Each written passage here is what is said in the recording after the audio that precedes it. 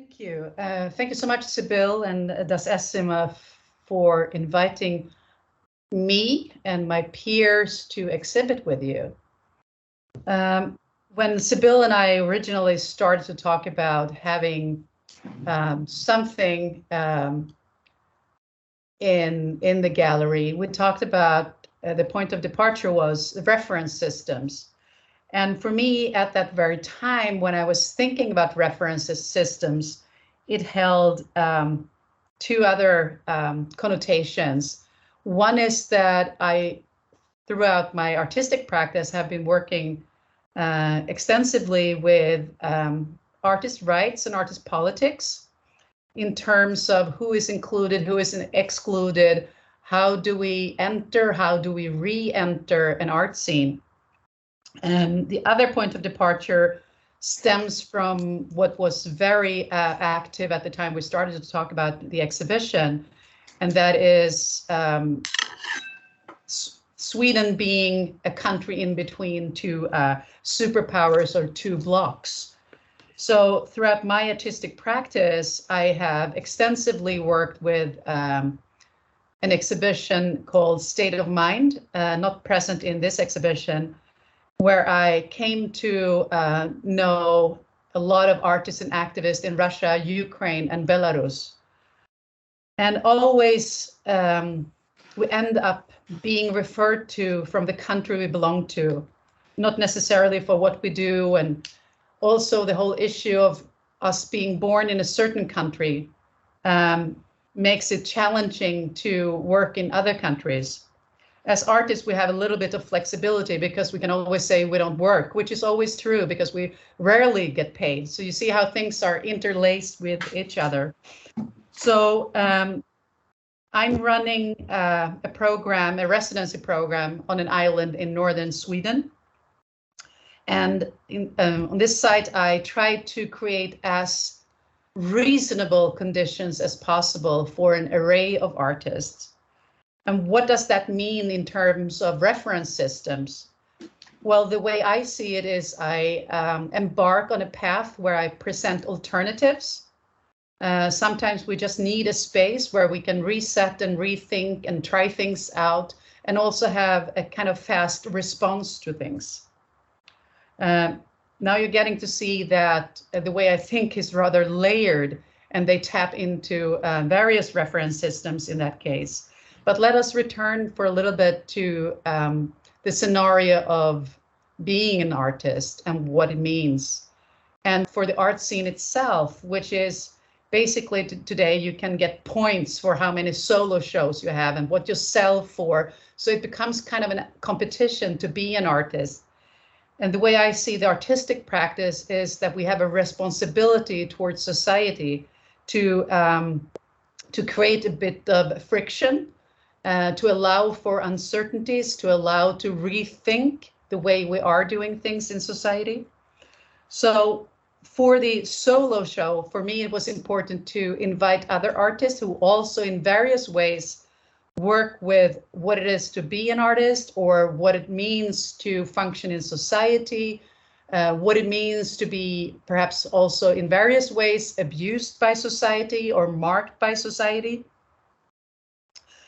So again, I think that this point that I started up in the Northern Archipelago, it has provided a lot of new peers to me. So Anastasia, Thierry, Patrik, Ami, and Oona were some of those peers. Also starting to think about an exhibition, it's very much about how can we make it possible. So we're up here in the northern Sweden and then going through, we ended up driving down to Bonn. It is also what can one bring, how should things get back, what kind of equipment is available, and what is the art space itself and how can we work with the art space. And I figured, I saw the layout of the actual space and I was thinking it's really challenging to work with video in this space. Because the space is long and narrow. So I went down in size. I never done presentation with such small monitors before. So if we start from the beginning of the of entering the exhibition, where we have the backdrop becoming landscape, which is a photograph from out here on Björke. I just felt that it would be nice to work with small images on that, or small videos. And then I just adore both Patrik's video and Thierry's video, because I think they bring up so many important things in terms of who we are in society and what we actually can do and perhaps also cannot do. A more recent work is also there, and I don't want to say it's about anger, but it's about undirected engagement. So it's from the punk scene, and that's when it's a work from Indonesia when Ami and I was there. That's just kind of an introduction. We were supposed to talk really about, as far as I understand, Sibyl, what the content in our work is and what we believe in. So perhaps you would like to ask us some questions from your point of departure. Well, I mean, I sort of approached you in terms of this exhibition because I was, I mean, also in the context of the exhibitions which are following and coming, like in the next months and in the next year, and because also under, well, first of all, the impression of Corona, and then under the impression of the war in Ukraine, and how people reacted in various ways, sane ones and insane ones, to this, and appropriate ones and non-appropriate ones, and just the feeling that we somehow, or a lot of people,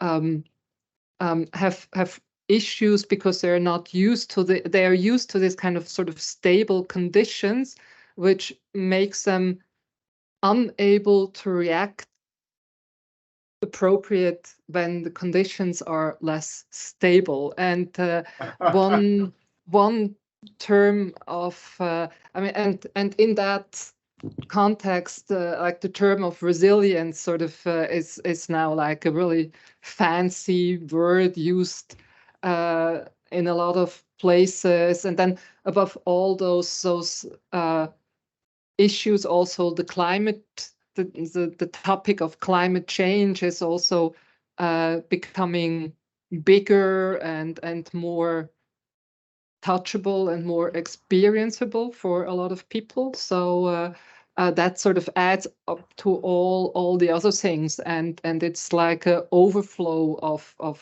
of problems and issues, and most people, I mean, I'm talking about Europe and the States, and they're coming from another background. We didn't had the accumulation of such massive problems for a very, very long period of time. I mean, of course, in other places, they are just unstable all the time, but we seem to have lost the ability to adapt to this kind of conditions, or find ways to stabilize ourselves in unstable outer conditions. And so that's where I thought that artists are coming in, because artists are in this kind of permanent unstable conditions. They have a proficiency in dealing with this kind of conditions, and I think there are a lot of ways how artists cope with this kind of condition in different ways, and without losing themselves. So I think it's interesting to look at this kind of approaches and methods and concepts and ideas with maybe adapting something for other lives. And so that's sort of what I was thinking about and dealing with when I was talking with Anna Viola, and so I think this residency she started, and the way she's doing that is a good way of or a good like also a method or an approach to cope with that. And then of course everyone of you she invited to the exhibition also have ways of or concepts or methods to deal with that kind of unstable situation in different ways. And so I think that's that's interesting to see connected also in the playful and poetic ways that can be seen. Yeah. I think that's a benefit of also, I mean, not necessarily being an artist, and we you know, we're used to navigate whatever system and make something because that's who we are. But I think that is also one of the benefits with maybe smaller institutions or institutions that are not so guided by a certain mission and have to go through a long mechanism of decision making in order to come up with something. So what happened here was that we started up this residency program during COVID, and it wouldn't have been possible, I think, if it wasn't COVID. And one of the early things I saw due to my former presence in Russia, Ukraine, and Belarus was that my friends in Russia, they started to be arrested. So I created a response mechanism here by folding a number of studio to Russian artists, which was at the time very, it was a challenge to a lot of people and still is to have artists from Ukraine, Belarus, and Russia at the same place. And that's how I got to know Anastasia, and the work she has in the exhibition, Becoming Landscape, is also about becoming someone new or some other side of oneself when one leaves one country in a form of exile, a kind of undefined exile. And the work you did, the drawing you did, Anastasia, with the security police, was one of the first things you did when you arrived here at your residency. Could you talk a little bit about that and how that experience was? Yeah, well, I was on the big impression of all what happened at that moment, because that all happens rapidly, and yeah, we didn't expect the war, and we didn't expect me and my friends, we will move somewhere.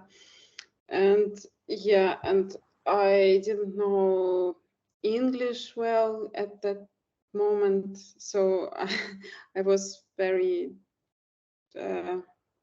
lost, it seems, when I came. And yeah, and it was my pretty strong impression, because I've been at some protests actions right before I leave, and yeah, and some of my friends were captured, and yeah, that was just description of brutality I saw there. And maybe I wanted to translate the thought that people in Russia, they participated in protest actions at that moment. And yeah, so they are not the whole majority who is agreed with the war.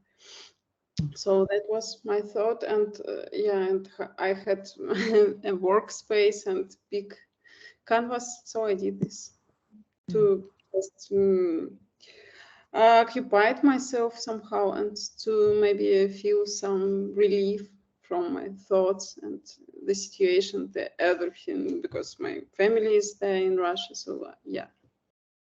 And I think also your work is also, I mean, it's your participation in this exhibition also provides the fact that, and also into this conversation, that if we are if we're in a situation where we can't feel personal safety, then we might act differently. We might act very differently from how we thought we would act. So I think, Sibyl, what you also talked about, the artist, and we're used to being in this point, it has also to do what kind of bottom line of safety net we have.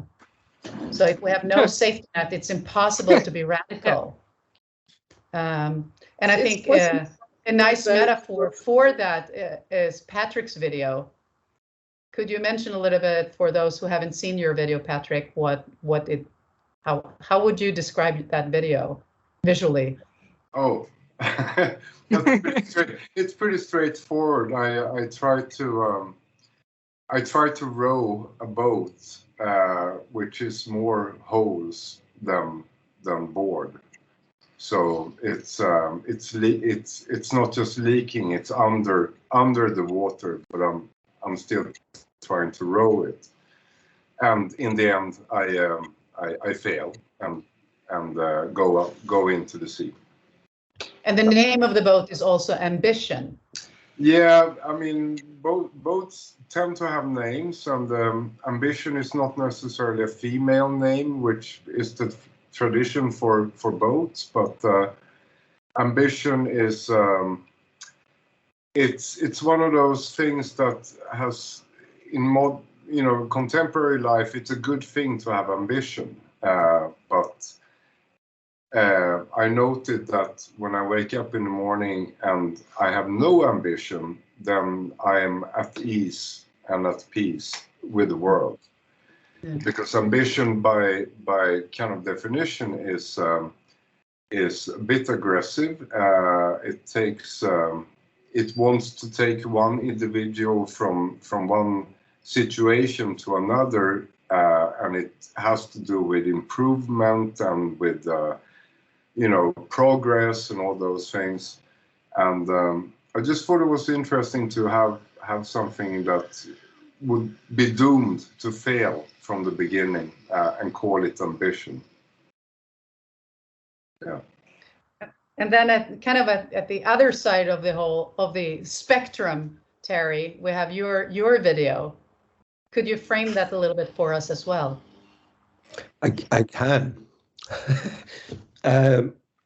Would you mind sharing that? No, yes, I don't mind sharing that either. I'll start, but I'm just trying to figure out a connection. I heard so many things already, so I can connect with what Anastasia said, with what Patrik said, but what you said, and with Sibyl. And I loved, Anna Viola, that you said this anger or directed engagement. Because that's very much part of the video that's in the space there. So my video is called Untitlement, not entitlement with an E, but untitlement with an U.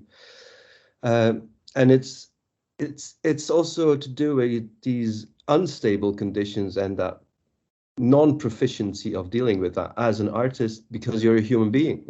And for me, it was triggered by an event that we all remember, I'm sure, and that was the murder of George Floyd in America. So I was, as a white, male, middle-aged man living in Sweden, coming originally from Belgium, I felt responsible for what I saw. It had such a huge impact on me. And everything that I knew on a mental level about inequalities, abusive systems, racism, all the bad stuff that we figured out in the world. And I understood all of that on a mental level, meaning intellectually. But when I saw that video where George Floyd got murdered on the street, then the emotions came up. So for me, that video, it's a text. It's a text and it's a painting. I put everything from my position about feeling responsible for something that I could do nothing about, and that happened 7,000 kilometers from my bed. And I put that on paper, and I used that text to paint a picture. And all the techniques that I had I had no proficiency in video making.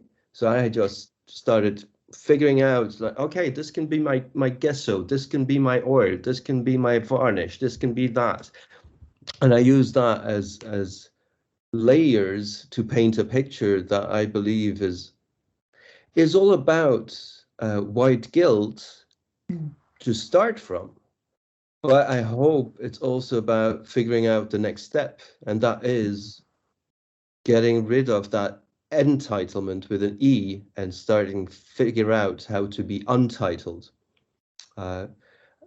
So yeah, I think that in short is the video. But you it's have kind of also that cusp of breaking away, which ties into, in one way, Patrik's work, but also Anastasia's work.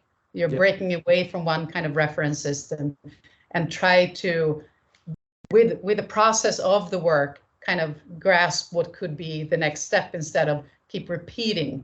Yep.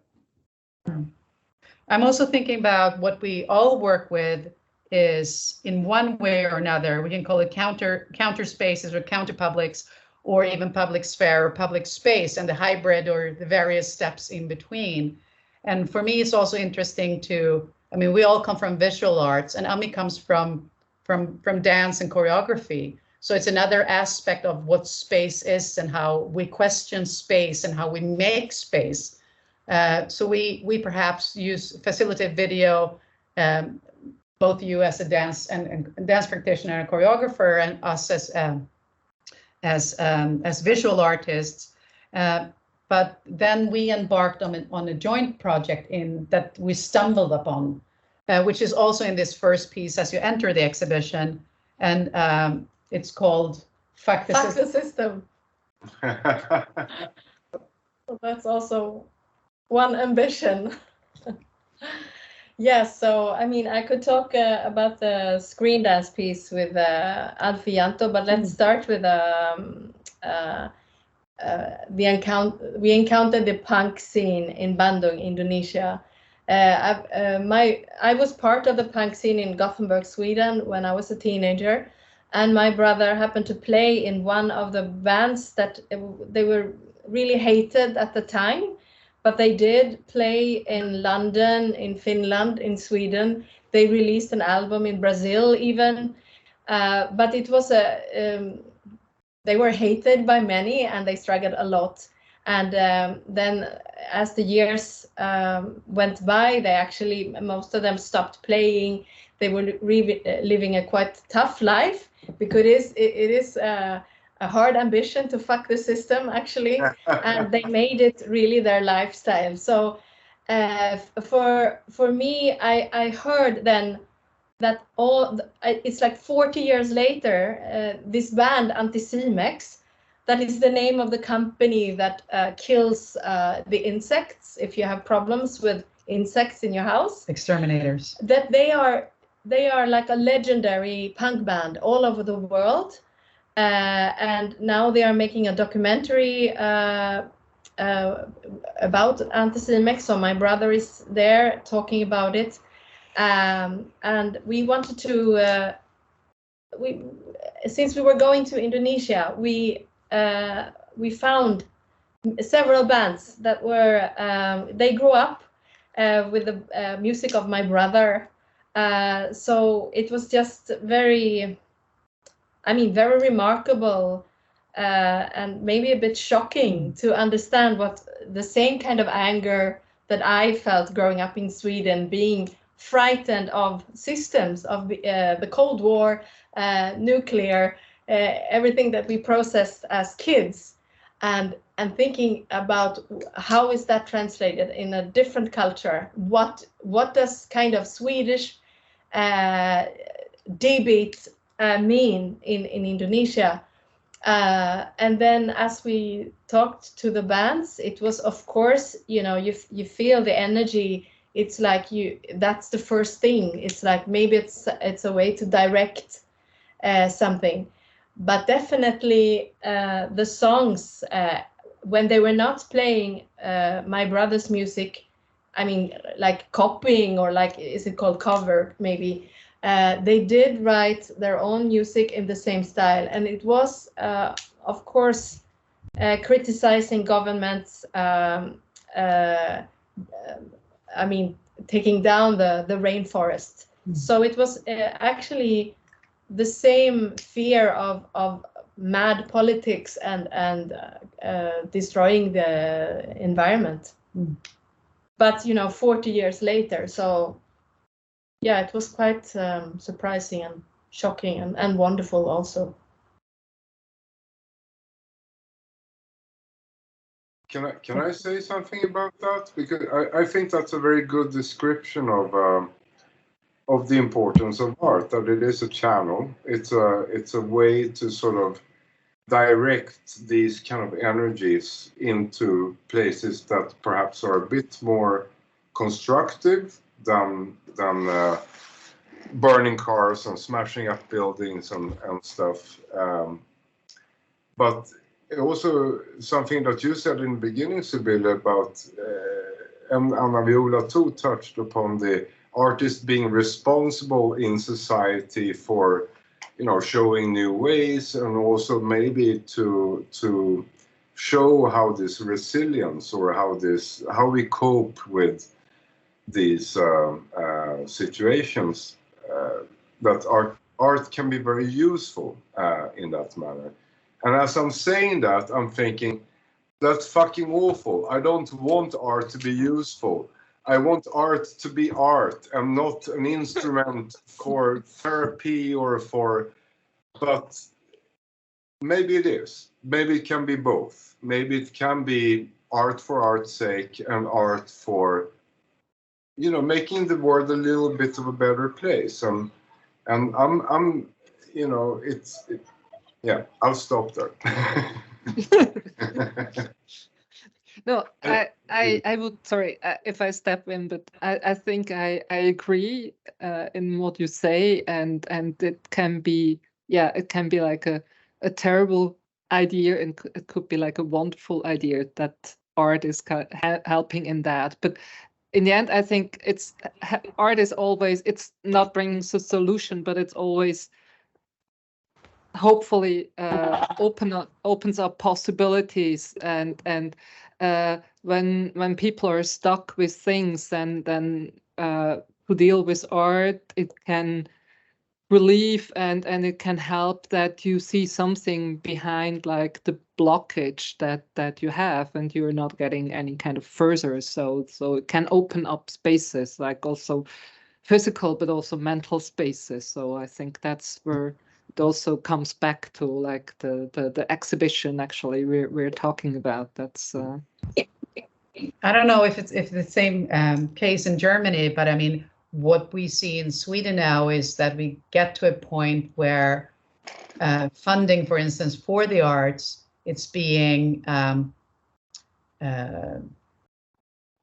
processed in a way so it should be, again, even more useful. So I would say that our challenge is to still make really fucking smart art, questioning an array of topics and systems, because we're only producing attempts, to come back to your work, Patrik. We're just saying, should it really be like this? It can also be like this. So, I mean, it depends on where we're coming from. I'm coming from a documentary background, and I happen to love space. So I'm not keen on just working with a single format screen. So I think it's really interesting to work in different layers, so it provokes thoughts, not necessarily come with solutions. Actually, Anna Viola, I think that would be actually a good point to talk about your work, which is in the backspace, which cannot be seen because now we're using the beamer for this conversation. So because I think this work we are sharing here in the backspace is a lot about what you just mentioned. Could you maybe talk about something about that? Yeah, sure. So the work is okay. I worked, as I mentioned, I worked a number of years with a documentary-based project that we then toured for 10 years.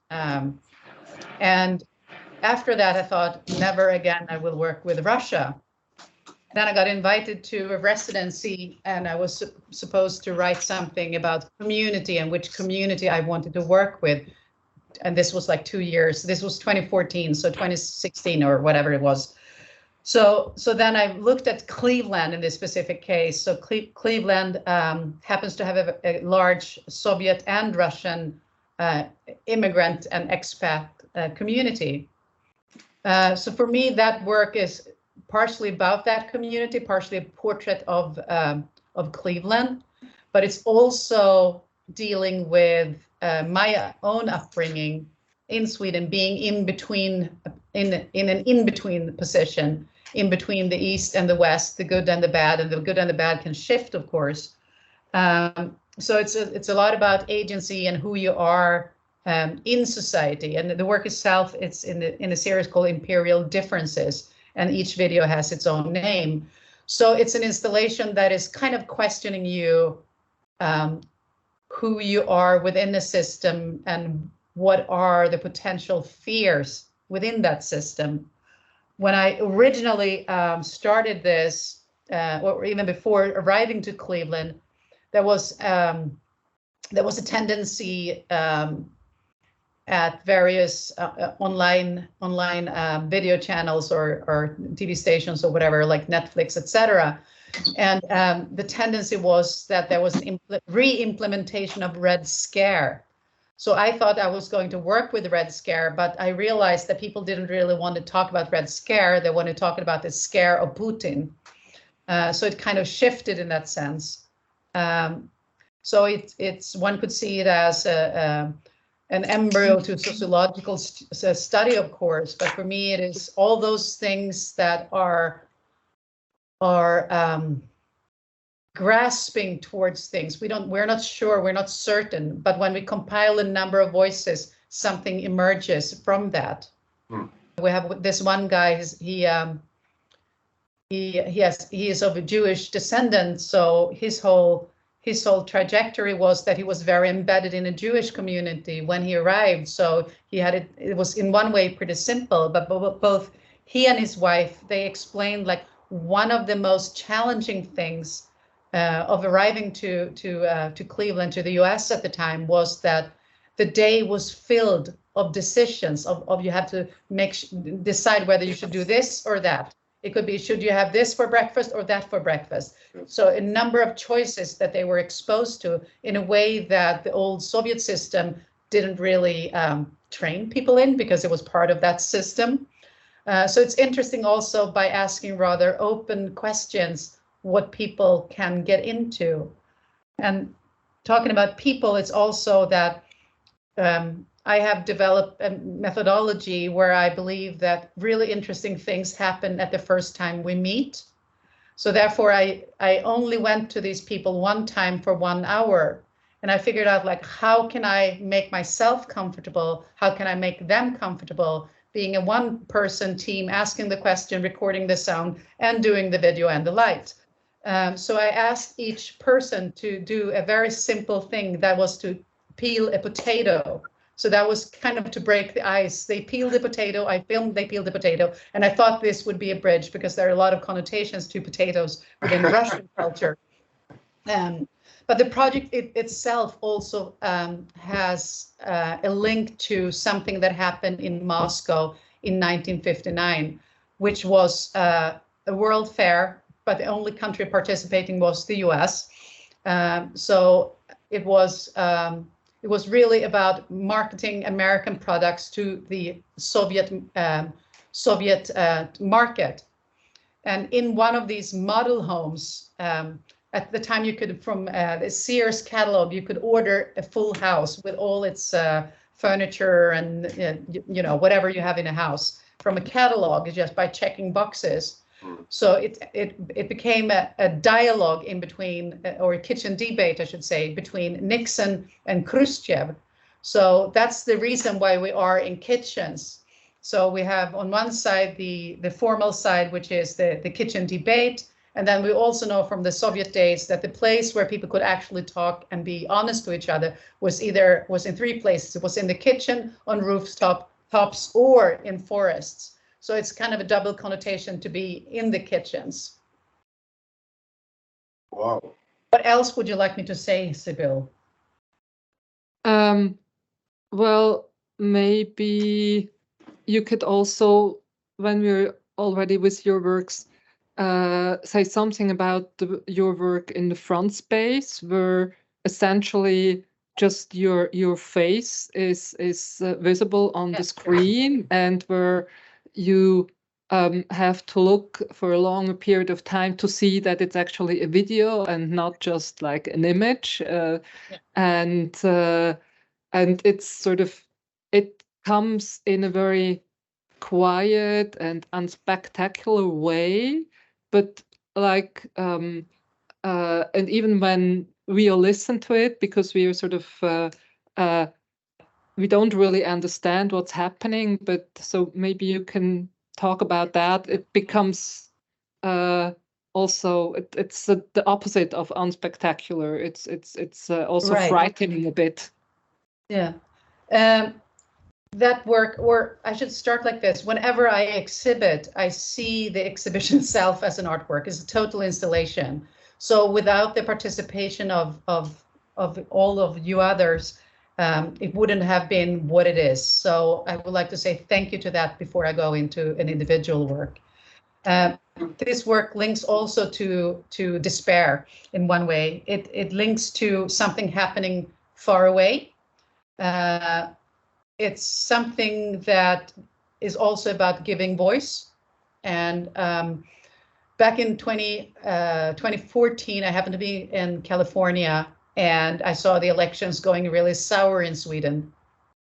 So I figured, like, what can I do to both poke yet another finger in someone's eye and at the same time form another perspective on things? So I decided to use the Swedish national anthem and not do anything with it myself. Many people have done things with the Swedish national anthem, with the Swedish flag, etc. But I wanted to give it to four groups in Sweden who are all stateless. So these groups then recorded without specific instructions, either their adaptation or their version of the Swedish national anthem. And from the beginning, it was an audio piece. And then I got asked to have that audio piece at Jönköpings Länsmuseum. And then I felt strongly that I wanted some visual companion to it. So on a residency, I recorded myself listening to their songs over and over again for 45 minutes. So what I do is I stand, look into the camera for 45 minutes listening to these songs. And if someone would be able to stand there also for 45 minutes in front of the video, they would see how my face changes completely. The way it's framed is also identical with my passport at the time. So it's like my passport photograph. Unfortunately, this did not, of course, help anything. Swedish Democrats are prevailing in Sweden, but I still believe that small acts of resistance makes us feel, or at least I become part of something that is larger, and I feel that I'm doing something instead of doing nothing. A little bit like, again, the sinking boat, you keep on rowing. The piece exists as, first it existed as an installation on Gotland during Almedalen, which is a politician and what else is it? Can someone help me? What is Almedalen? Lobbyists. The lobbyist thing that happens on an island in Sweden where everyone goes. So it was from a former defense tower, and it's also I also think that is a good way of also saying that we as artists are extremely not only vulnerable, but we are also at all times putting ourselves at risk. in connection to that exhibition, we had a number of threats from society, from certain parts of society. So of course, then Swedish security police had to be with this whenever it was installed. So it's I don't know what to say, Sibyl. It's for me, it's a very personal grief in one way over the national state.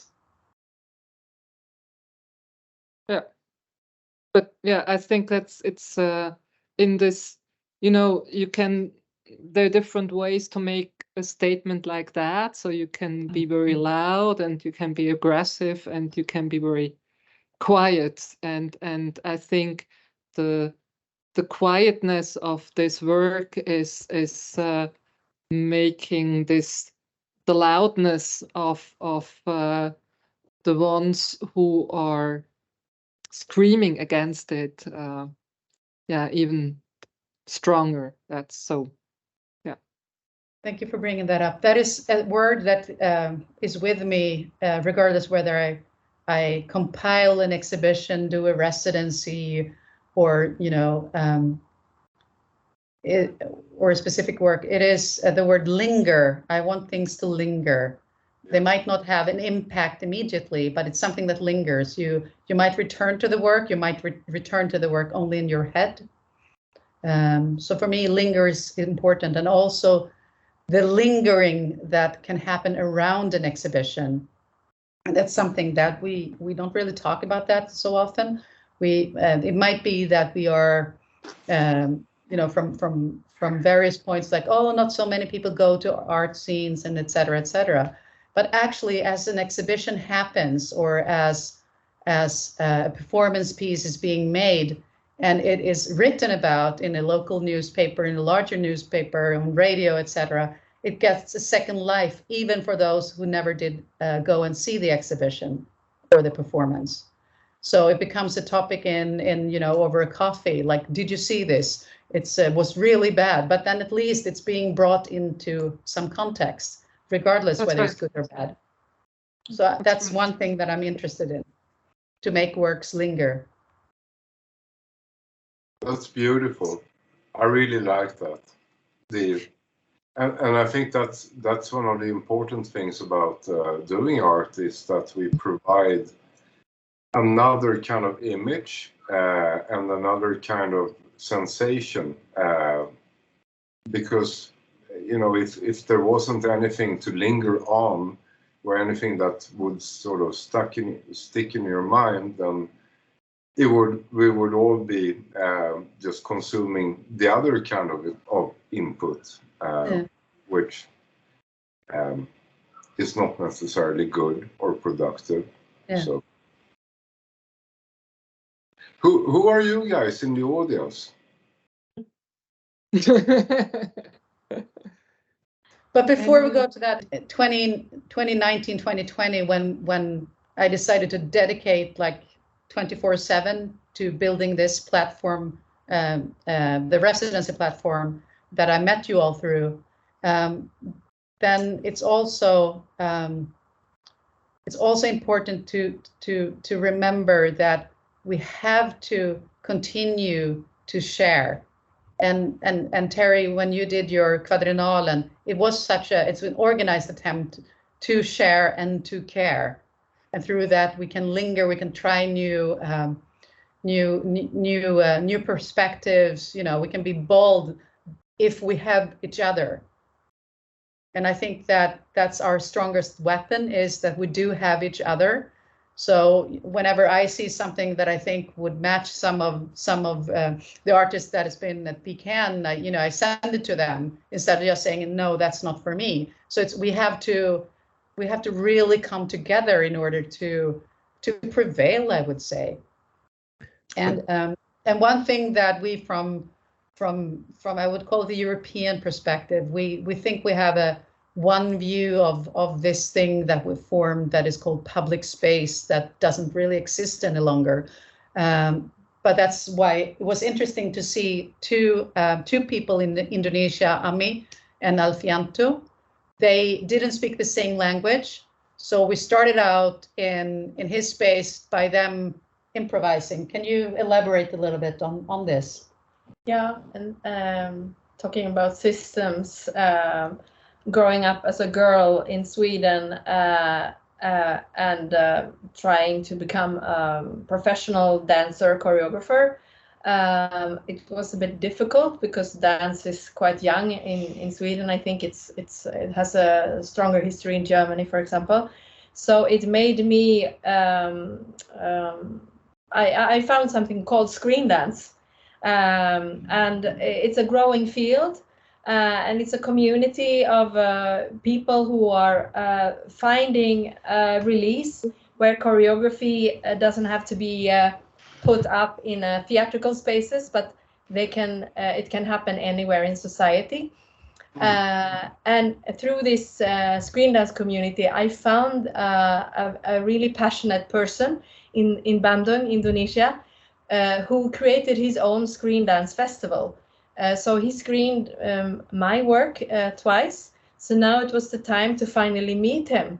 And it was also quite special because we had never talked. I mean, we had plans to do some kind of exchange, and then it just happened, and we had 2 days there. And so the conversation between us three, camera and 2 screen dance makers, but in this case you held the camera, but it was really a collaboration in space with 3 bodies, and somehow it's also something that it actually could not happen, that you just meet somebody and you don't know the background, you don't know how that person will react in space.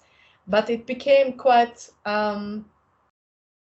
obvious that there was something that we could work on, and it was all. I mean, we walked around in the place that he built up, a community that actually is also resisting a system of gentrification and trying to teach children a culture that's kind of like being oppressed by the bigger Indonesian story. So it's like we met an activist, but we also met him from dance practice and from being in his space. So yeah. And I think the interesting part of that was that you don't speak Indonesian, any of the Indonesian languages, and he doesn't really speak English. Yeah. So it was just, we were walking in the neighborhood, and at 2 locations you did improvisations, and that became that piece. So for me, I'm sorry, Thierry, just one more thing. For me, that to see those 2 dancers that have no verbal communication, but still there is a give and take all the time. I think that is, for me, that is not only a beautiful metaphor, that is what we all should try to remember, to be both the leader and the follower. Go ahead, Thierry. Well, yeah, it is all connected to what you were saying before and what Annie is saying now. And it's so layered, which connects with the first thing that you said. I made this, some of my works are just formulas. One of my formulas is I equal F of O, and it reads identity is a function of otherness. Yeah, beautiful. Now, the whole thing is, when you refer to Kvadrenalen, that is, I think, the revolution today. It might not have been the revolution before. At some point, artists could think collectively. And then the whole Kvadrenalen idea that you mentioned was really about getting artists to understand that art is a collective action, meaning as artists, we can initiate, but without the audience, without the society around it, it doesn't activate. And it's bringing that part in. So for me, that the identity as a function of otherness is part of everything I try to do, which I believe, Annie, is something that you felt on a level that I believe dancers are so much more sensitive to, which is this bodily understanding that you can connect with somebody you can't speak with, which other artists that rely on language or on visuals have this blockage there. And for us, it becomes more of a mental thing to get that in our work. I would also like to sort of mention this fabulous performance Ami did like the day before the opening of the exhibition with this Soryashi in like the city center of Bonn, and which was in many ways like formed a landscape to be in the frame of the exhibition. So it was interesting to be part of it from the experience, and it's also an individual experience, because then afterwards the people who have been part of it, you could really grab it, so that everybody wanted to say something. They wanted to share what they have experienced during this performance. So no one was like, oh, we do that and then we leave. So I found that very interesting. So this, because to me it means that it went really deep, and it touched something in everyone who was part of it. But also there were things which were sort of similar, but there were also really highly individual experiences based on just because, yeah, we are all individuals and we are standing at different points on this planet, and then so we perceive this also and connect it in different ways with ourselves, and but then also the openness to share this with complete strangers, creating this intimacy. I found that incredibly impressive. I mean, yeah.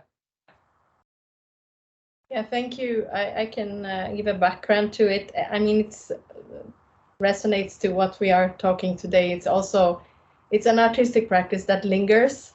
That it seems something really easy to do, but somehow we don't do it. So we have to decide to do it. So it's called Soryashi. It's based on me belonging to a dance studio in Kyoto since 23 years. So and in 2014 I started to take out part of that practice to the streets again, because I'm interested in not escaping, but moving out from the theatrical spaces and more into the society, and see what happens with the artistic practices encountering society. And it also became my PhD project. So I sometimes call myself, I'm a doctor of slow walking. So it's a practice, yeah. It's a practice I do myself, and it's the only thing I'm interested in doing the rest of my life, actually. But each time I get the opportunity to do it with others, I am amazed how each experience is always new. And I think it has to do, of course, with the slowness, but definitely the vulnerability of lowering your presence and your speed in a society that asks us to be very like out there and forward and running from place to place. So I think it really creates maybe just in 10 minutes, but it feels like eternity. So it makes us connect with each other. And I think that then, like you said, Sibylle, that's why people then felt also safe to share whatever they were experiencing as we were walking together. I think curiosity is a good word to end it. Thank you so much, everyone. Great. Thank you so Thank you much. guys for being present, for your time, for your works, and for the great show we have here. Still not very long anymore, but yeah. Hey, Great. Thank you. have a great evening. Thank you. Have a good night. Bye.